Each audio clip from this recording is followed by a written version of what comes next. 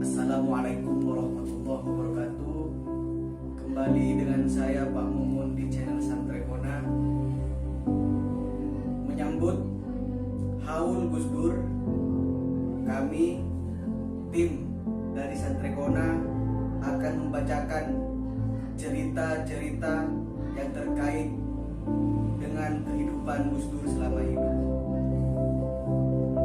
Baik sahabat-sahabat, saya akan membacakan buku Jejak Guru Bangsa Mewarisi Kearifan Gus Dur, karya Muhammad Sobari, yang dicetak oleh Gramedia.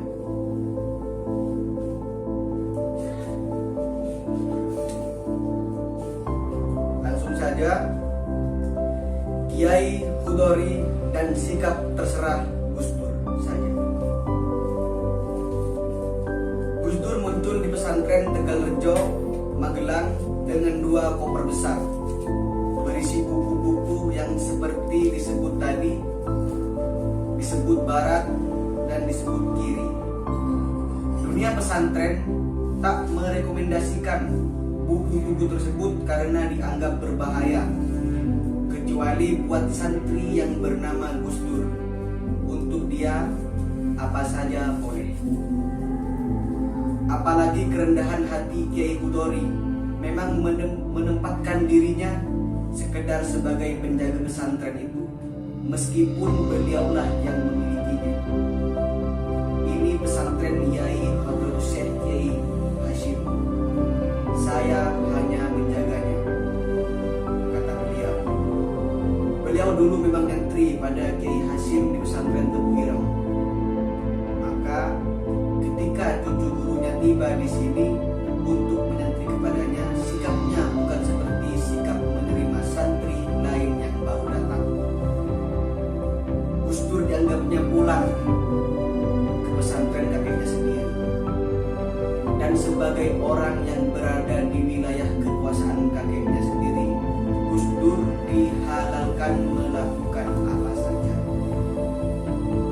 Dan Gus Dur pun campur tangan dalam urusan kurikulum pesantren. Hal-hal baru dan modern yang di pesantren manapun belum atau bahkan memang bukan merupakan suatu kelaziman. Di pesantren ini dimasukkan sebagai mata pelajaran tambahan. Baginya, santri tak boleh ketinggalan zaman. Kurikulum pesantren harus diubah, diperbarui, dibikin lebih modern. Ada pelajaran aljabar, ada ekonomi, ada sejarah, seperti halnya di sekolah-sekolah umum. Para pengajar mengeluh dan melapor kepada Kiai Hudori. Tetapi Kiai menanggapi laporan-laporan itu dengan sikap kalem. Tidak apa-apa, biar saja. Wong yang mau begitu Gus Dur kok dihalangi. Tidak apa-apa, kita ikuti saja apa maunya. Di sini Gus Dur tak lupa pada buku-buku kiri yang tadi. Di luar jam-jam pelajaran agama di pesantren ini, dia juga membaca bukunya. Ini harus mendapat perhatian atau pemecahan. Buku-buku itu tak boleh terserak di kamarnya. Dia boleh membacanya kapan saja, terserah Gus Dur. Tetapi santri lain dilarang. Pengaruh kiri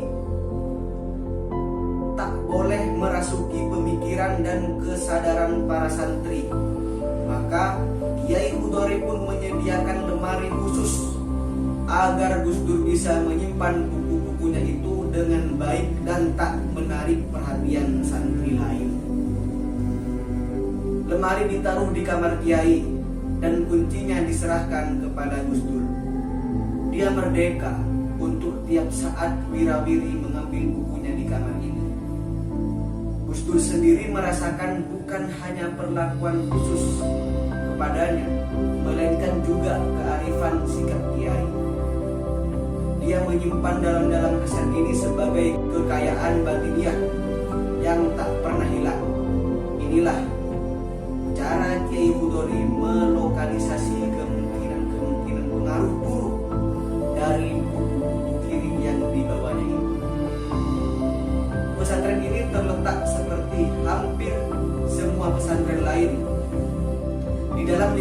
pedesaan, dan dengan sendirinya antara komunitas desa dan komunitas pesantren itu terjadi hubungan saling mengaruhi. Pesantren memberikan pengaruh terhadap lingkungan, misalnya menerima anak-anak dari desa-desa di sekitar untuk menyantri di sana dan kiai menerimanya dengan baik. Pesantren didirikan memang untuk kepentingan itu. Sisi dakwah Islamiyah untuk mengubah alam pikiran dan kesadaran manusia yang diutamakan. Kita sudah lama mengenal kajian-kajian mendalam mengenai peran pesantren sebagai agen perubahan sosial. Bahkan sebagian kalangan menganggap kiai sebagai broker bagi perubahan kebudayaan. Para kiai dianggap sebagai kekuatan penyaring atas pengaruh apa saja yang datang dari luar untuk diputuskan mana yang baik dan boleh diterima dan mana yang buruk untuk ditolak.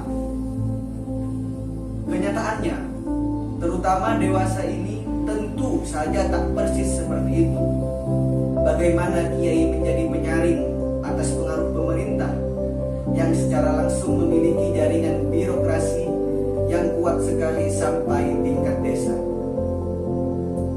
Bagaimana kiai dan dunia pesantren pada umumnya menyaring pengaruh atau bahkan campur tangan secara khusus yang datang dari pemerintah, terutama dari Departemen Agama.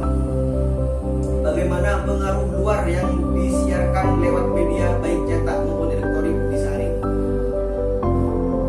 Ketika masyarakat masih sangat terbelakang dan tak memiliki sendiri akses terhadap kemajuan atau masih relatif tertutup bagi informasi baru, kiai memang andalan dan sumber informasi.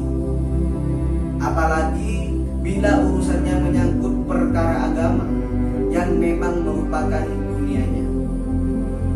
Mungkin patut diharapkan bahwa di masyarakat tentu saja di sebagian kalangan ada saja potensi menolak pengaruh dunia pesantren atas diri mereka untuk suatu kepentingan yang berseberangan. Saling menolak itu tak mudah dihindarkan, tak peduli bahwa hubungan baik pada dasarnya sudah lama terjalin. Di pesantren Tegalrejo, hal ini terjadi pada tahun 1957 sampai 1958. Ketika Gus Dur sudah nyantri di sana, ada ketegangan antara pesantren dan masyarakat desa untuk memperebutkan dana desa. Kalangan pesantren menghendaki dana itu sebagai tambahan membangun masjid, karena masjid pesantren sudah tak lagi mampu menampung luapan jamaah, termasuk jamaah dari luar pesantren.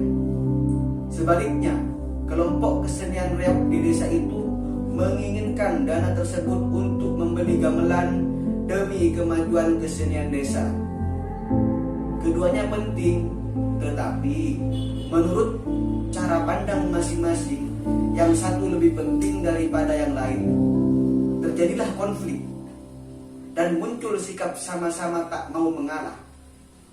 Lurah tak bisa memutuskan.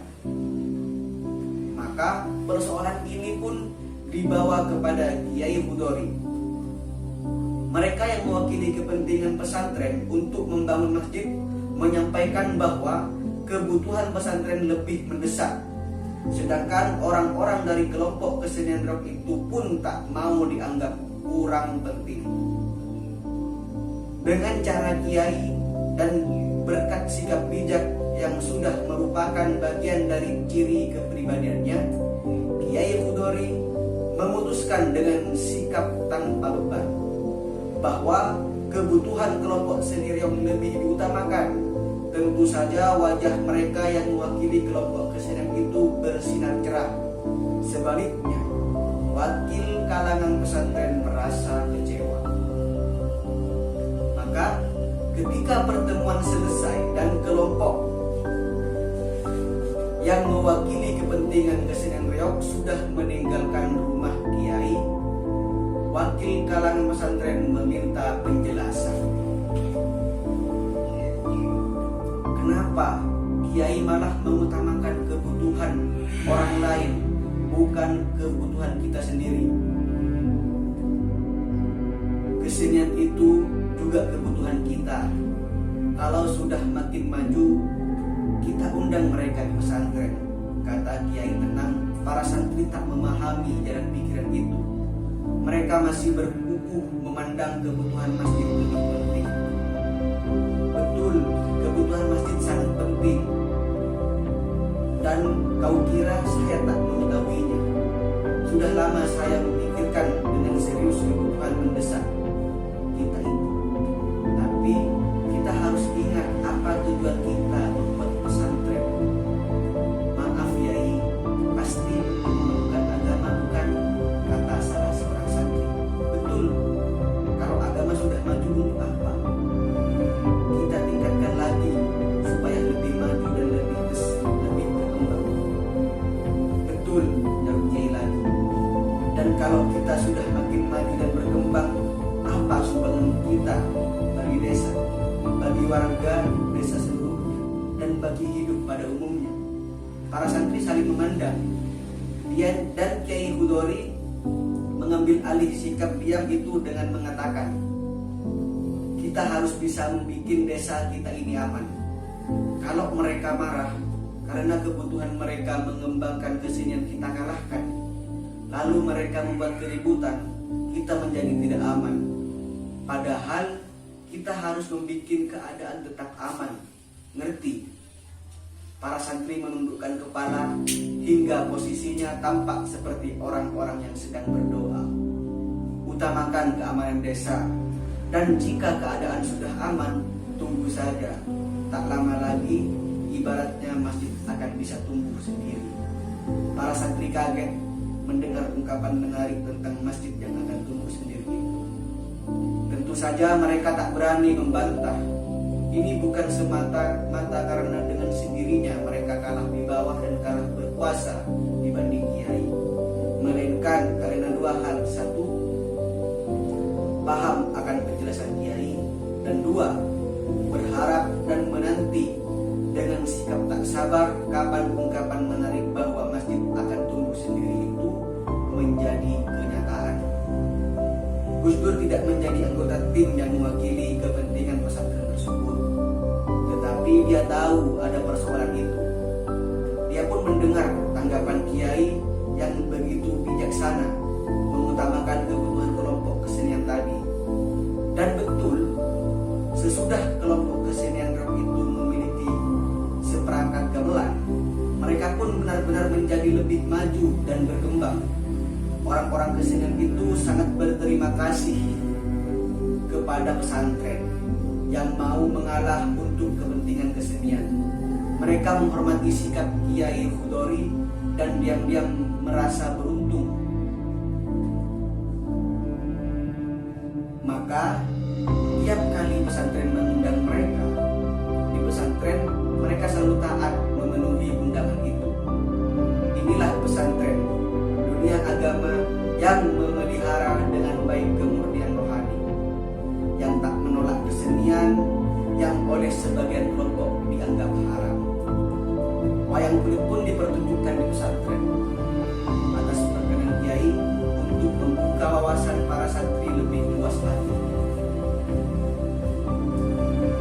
Apik Totur, di pesantren ada wayangnya, tanya kiai kepada Gus Dur, yang jelas tak akan menaruh keberatan apapun terhadap pertunjukan itu. Saya Yai, jawab Gus Dur yakin, sebagaimana sudah diduga Kiai Hudori. Kemudian pesantren betul-betul sering menanggap wayang kulit semalam suntuk, dan Gus Dur selalu menjadi penonton setia. Ini hiburan luar biasa yang tak terdapat di pesantren lain.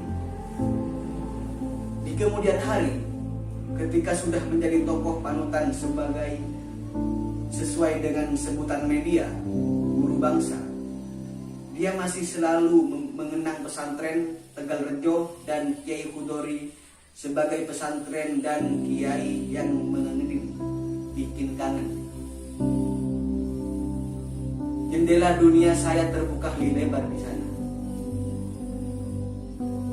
saya mulai semakin sadar tentang perlunya memelihara dinamika dan keseimbangan antara pengembangan ilmu-ilmu yang dianggap merupakan wilayah agama dan ilmu-ilmu lain di luar wilayah tersebut, kata Gus Dur dalam suatu halaqah dunia pesantren di Hotel Indonesia, Jakarta pada tahun 1992.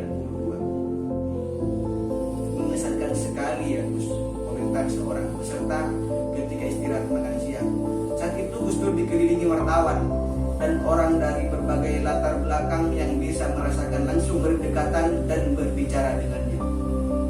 Ya betul, saya kagum pada kearifan kiai masa lalu, kata Gus Dur. Dia merasa bahwa sejak di sanalah bakat-bakat keseniannya tersalur.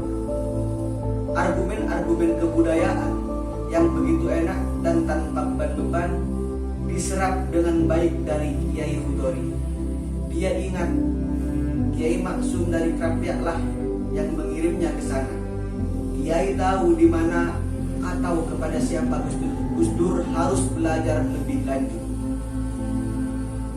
Tak bisa dimungkiri, pesantren ini dan terutama Kiai Hudori pribadi telah ikut menanam dan memperkaya bibit-bibit seni, sikap toleran dan apresiasi tulus, mungkin juga mendalam terhadap seni. Gus Dur merasakan di kemudian hari memang terbukti sikap ini sangat berguna. Oleh kiai ngene angel kan sulit mencari kiai begini. Gus Dur mengenang masa lalu dengan penuh rasa rindu. Sekian bacaan buku Jejak Guru Bangsa. Saya Pak Mumun pamit undur diri. Jangan lupa like, komen, dan subscribe. Assalamualaikum warahmatullahi wabarakatuh.